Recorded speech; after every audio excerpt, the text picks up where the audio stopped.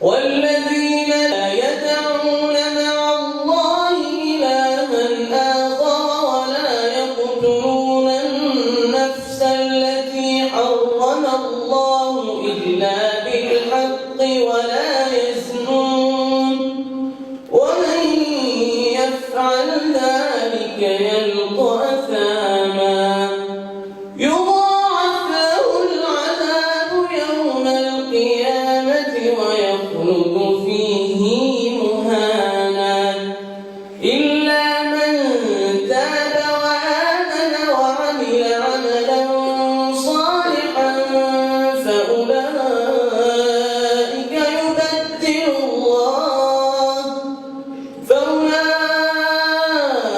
يبدل الله سيئاتهم حسنات وكان الله غفورا رحيما.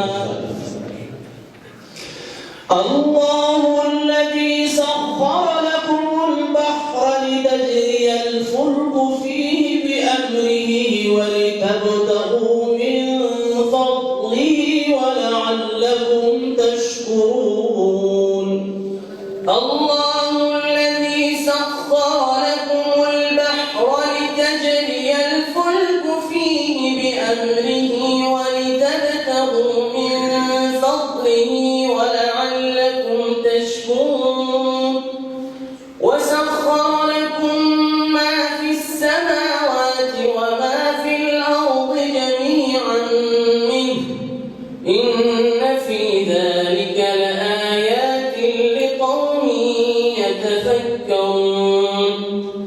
قل للذين آمنوا يغفروا للذين لا يرجون أيام الله ليجزي قوما بما كانوا يكسبون. من عمل صالحا فلنفسه ومن أساء فعليها ثم إلى ربكم ترجعون. ولقد آتينا بني إسرائيل الكتاب والحكم والنبوة ورزقناهم من الطيبات وفضلناهم على العالمين وآتيناهم بينات من الأمر فما اختلفوا إلا من بعد ما جاءهم العلم بغيا بينهم إن ربك يقضي بينهم يوم القيامة فيما كانوا فيه يختلفون.